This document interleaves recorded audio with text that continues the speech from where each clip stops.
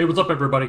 This video is going to be a little bit different. I view this channel as providing sort of educational videos, like a more personal touch on our training and like methodology training and like a little bit of statistics and a lot of like data analyst related questions. But this video is going to be like the one video where it's all like interview advice and all my experiences so far with interviewing for different jobs.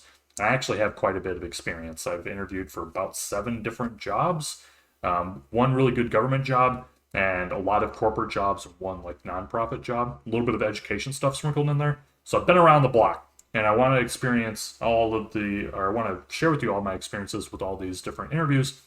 And I've consolidated all of these neatly packaged into 5 tips. 5 tips. And so I'm going to be talking through those tips with you today and just kind of elaborating a little bit about the interview process. And my goal for the end of this video is that you walk away just a little bit more comfortable, a little bit more, you know what you have to do. You don't want to over prepare. You don't want to under prepare. Like you feel like you have a good barometer about how you're going to do in this interview. So let's just jump right into it. And if you already kind of know the gist of a certain tip, or you don't think it really applies to you, then in the description you can jump to the next tip or follow the little slider bar and hop to the next segment. But first tip is to take everything seriously. No, really, take it seriously. They are spending a ton of time. Hiring managers are talking to you. There's maybe 3 to 5 of them. I had one interview that had 7 people on it, and then one person off in the wings. I'll get back to that one later. And everybody's devoting a lot of time just to listen to you talk. So they're going to ask you questions, you'll respond, and it just takes a lot of time. Okay, there's a lot of investment. They already vetted your whole profile. You spent a lot of time applying, and so there's a lot of time investment in this. And just respect everybody's time, for one. For two, and something I think is particularly interesting for data analyst positions and data science positions, is that they often come attached with a test. And so I've had like 5 of these tests so far, and one of them I wasn't even able to log into the database, and they were like, "Hey man, if you're not able to log in, like get lost." But for these tests that you'll take, so sometimes you'll just get like an Excel file, and you have to do something. One time I had to get an Excel file and do something live in front of 7 people plus one other person that was monitoring the data or something. Told you I'd get back to that. Other times they'll just give you a sampling of data, and then you have to answer some questions and then get back to them. Other times it involves like a presentation, but there's usually some kind of test. Sometimes it's just like a question and you have to like think through it. So these tests are not to see if you can answer the question. They don't really care about the answer because it's not real data. It doesn't matter in a business sense. If it is real data, then you're doing work for free and you're being scammed. But if it's not real data, then nobody really cares about the answer to the thing. Okay, take it seriously and like pretend that it is a real thing. But what they really want to know is how you think through a problem and then how you ultimately present the results of that problem to others. I'll repeat that because it took me like 4 interviews to figure this out. What they really care about is how you think through the problem and then how you communicate those results to others. So when you get the test, take it very seriously, think through the problem and then document your thinking through that problem. And, insert data, don't like clean up the code too much, I guess, like leave some of the noise in there a little bit of like how you filtered something and it didn't really work, so maybe like comment that out. Just leave a little bit of the minutia in there, so that way somebody that's reviewing that can kind of see where your head was at, right? So things look too clean and too crisp, like, yeah, you're a god or something, but the presentation is going to flow a little bit more naturally if you kind of talk about it as a data set that you got and you had to work through it. All the little like minutia of that is really important, I think. And also just like it's okay to go above and beyond a little bit. One thing that I would love to do is when I got a data set, I would answer their questions and like think through it and like write up a white paper kind of response. But then also I would build like a Power BI dashboard, so that way they could go in and interact with data themselves. And I'd usually give like a spiel on how we could publish this, and then business partners or customers could log into this tool themselves and interact with this in the future, so that way they can resolve their own problems going forward, which leads to like faster communication plans. I always thought that was like a really good sell for a business sense. Feel free to steal that and like develop your own things. and kind of like build upon that. But I always thought that that was like a really convincing, like a really convincing thing to say in an interview, is that like not only did you answer their questions, but like you've already thought about like the PCA, or the permanent corrective action. And you've already started like thinking through that and building that out, so that way you can have like more automated solutions. Um, so that's like one way, but that's my strategy that I use. Other people have been absolute successes in like recording their own video and like as though they're presenting their findings. Other people are really good at making like PowerPoint slides, where there's like animation and stuff, and like are really good storytellers.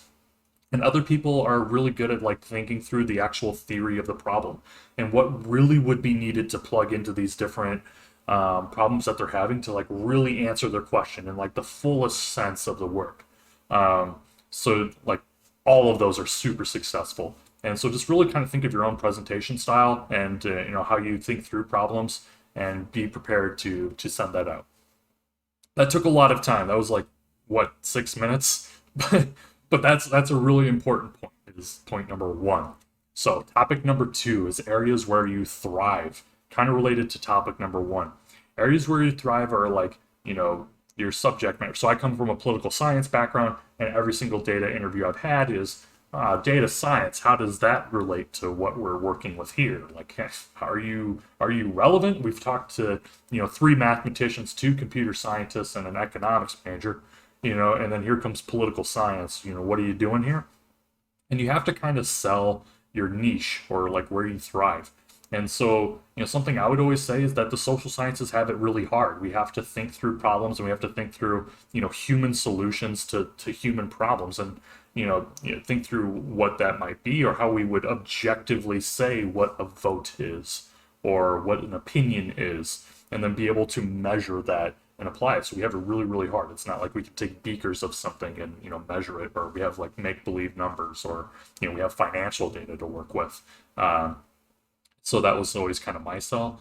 But maybe your sell is that you're really interested in qualitative data, and that you've worked with emails, or that you love like interviews or like group studies, and you love like quantifying that to address solutions. Maybe your thing is that you're really good at machine learning, and not only just machine learning, but like you can specify a particular area that you're really good at, like support vector models that are used with an elastic net or something.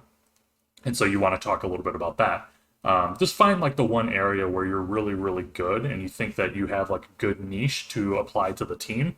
Because I think at the end of the day, that's what the hiring manager really cares about, is that they already have like a pre-existing team of people, and somebody left or a position opened up, and they are thinking like, well, what kind of attributes could really fit in well with my team? So if you can just give them like a convincing, like couple factoids about yourself, like, hey, I'm really good with, emails, audio data, video data, and, online web scraping. That's probably something that they don't have on their team. And so, you could fit right in and be able to help them. Or maybe they have a ton of people that use like Excel, and you know how to use R and like different statistics because you've been watching videos on this channel. So, or probably other channels by this point, let's be honest. But so that might be something good to sell. So always just be able to express the area where you thrive. So point number three, topic number three, tip number three is that everybody gets questions that are something like, name a time where you were challenged, or explain a hard data problem that you had, or how do you work best? What kind of teams do you work well with? And those are mostly bad questions, just because they don't really lead you in the right example, or they don't really like lead you down the right path. So like during the last couple interviews I had, those questions would be kind of remodeled to be something like, give us a precise example where you faced a hard topic, and then you overcame it eventually. So those kind of like lead you down the right path. But let's just say like you get whatever version of that. Always like have a couple different projects that you've worked on, or a couple different things that you've done in your past, a couple different experiences that you can speak to that are like genuinely like interesting. So that way you can, apply that. So like, let's say that you love flying your drone around, and you love like geo mapping data or something. or just like geography data in general. Speak to that a bit. Speak to how geography really matters because you like cross cultural bounds, you cross like different cuisines or whatever kind of data you're working with. And then just like kind of tie it in with them. So like if you're working for an insurance agency, maybe it's like the catastrophe risks that they face and like wildfires and how geography matters to that. Or if you're working for a government agency, then geography obviously matters because political boundaries cut through geography. Um, if you're working for, a food agency, like let's say McDonald's, you're going to analyze all their data. Well, customers are likely to be different in the South and the North versus the West and the East, and how customer appetites are affecting their data really matter. So just be willing to like kind of speak to a couple different like precise projects that you work on, and then connect it to an area where you thrive, so that we can give them like a good response to questions like that. Don't give them like a canned response that's like, oh, I work best in teams, and we all divide up the work and then come back together and we solve the problem, because that's like super. I guess just like everybody's going to give that response, right? Like everybody's going to be panicked, and we'll just kind of shell that out. But like use that as an opportunity to like really give a couple of different examples, and then like tie in those couple different things that I mentioned. So tip number four, is to be yourself. Unless you're a jerk, then don't be yourself. but but really, be yourself. Be realistic. Be accurate to who you are. Be accurate to the knowledge that you actually have, because there's really cool opportunities where in an interview, if you don't know something, is to those aren't always bad, to not know something. I've had plenty of interviews where I didn't know something and I still got the job. So what you do in those situations where you genuinely don't know something is to think through it, think through it out loud. I think the hiring managers appreciate a lot when you give them an opportunity to kind of like look inside your head and look how you're thinking through a problem. Um, and so if they ask you a question where you're not really sure, just be like, man, in hindsight, what I would have done is I would have, added these two variables and seen how the error changed on this third variable. And then if it changed in a negative direction, really kind of like wonder if it has like that negative correlation with each other or something. Just think through the problem that they gave you, and it's okay to not have an answer right away. They probably don't have an answer right away. I mean, nobody is able to riddle off statistics off the top of their head like the kid from PageMaster. You ever watch PageMaster?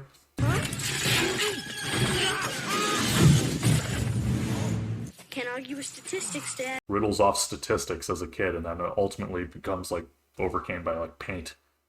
Weird movie. Like the video and comment if you know what the PageMaster is, but nobody is like Macaulay Culkin from the PageMaster. All right, we all have to think through problems, and can't believe I remember that reference. All right, so yeah, we have to think through problems and come to solutions. So I think managers are going to appreciate you kind of going through that and then providing them a solution of how you would have thought through something. Because if they gave you a weekend to work on a topic, or if they're asking for your response right now, you're going to have more time than that when you're actually working a job to think through a different topic. So they're not really interested in the right now. They're interested in your thought process. So last tip number five, topic number five is, it's not about you, it's about us. And so this is said by a million different people that an interview goes both ways, but really it does. It really does go both ways. So just like they are grilling you for different questions, you really, really, really need to think through some of the questions you're going to ask them. Data analysts, data science jobs are thriving. They're not going anywhere. It is a booming industry. And the prevalence of machine learning models, I think something I saw the other day that something like 4% of companies are like accurately using machine learning models to like save their money. Don't quote me on that number, it's going to change from time to time, but like just trust me, this is a booming industry. So there's high turnover, there's lots of opportunities. There's problems with retaining employees in this industry because everybody's jumping around everywhere. Especially with like the events of right now. Just dated my video, but yeah. Like all videos from like 2019 to like 2021 are going to be like super dated given current events, but whatever.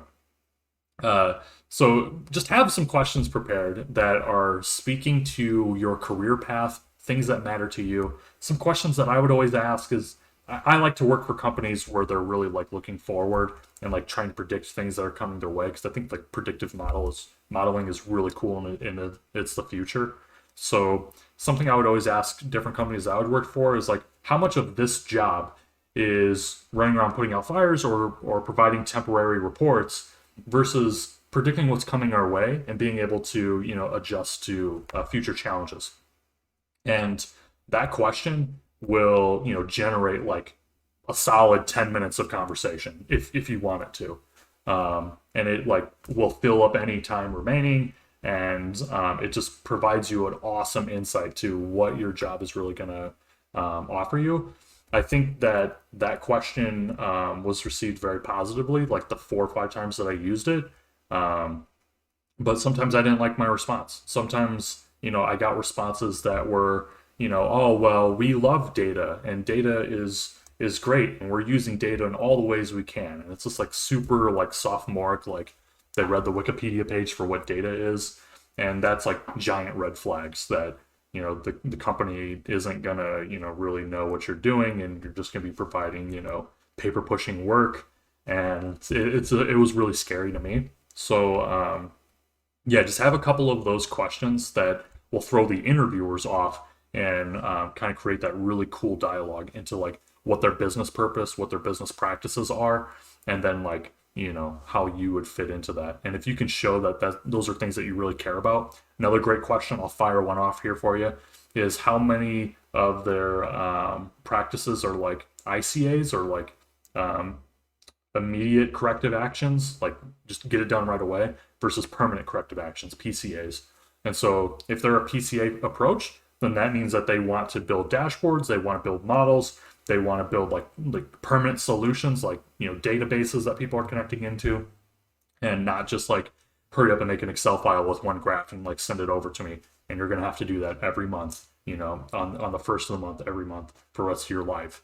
Um, you know, these are good things to know. So come up with a couple questions of your own that are like really speaking to what you're interested in and how it kind of advances your career goals and things that are going to keep you stimulated. Because if you're genuinely like interested in the work, you're going to work so much harder. You're going to enjoy your life like so much more, and you'll have rare moments where you're like really really unhappy or whatever. But like overall, you're thriving and you're enjoying your work. So I need to take a drink of water. It's been 17 minutes. These are my 5 tips for interviews all in one take. This kind of podcast session of just kind of talking about different interviewing tips. I've ran out of notes, so I guess I talked through everything that I wanted to talk through. So I hope you guys took this all in stride. Wasn't kind of too thrown off by one thing or just kind of panicking about your upcoming interview or whatever. This video is hopefully just sort of meant to calm you and realize that like you don't have to have all the answers. You don't have to be like a mathematical genius or whatever. So long as you think about your process of working through problems, I think your manager is really going to appreciate that, and you'll do totally fine. So hope you guys enjoyed watching. I'm going to link a couple really good videos on this topic in the description below. All of the videos in the description are going to be on analyst and scientist level positions, and kind of interview advice around that. If you want just more general interview advice, like what to wear for an interview or how to have a successful online interview, there's a million videos on YouTube about this. Like just go and search it up in the bar or something, and you'll find one. But I hope this video helped you out. Let me know in the description if it did. Let me know when you get your job. I want to celebrate that with you. Hit the like button if you thought that these were like generally good tips, or if they weren't and you feel like a hiring manager would be put off by something like this. Let me know in the description, and if I think you're right, I'll pin you. So have a great week, everybody. Take care.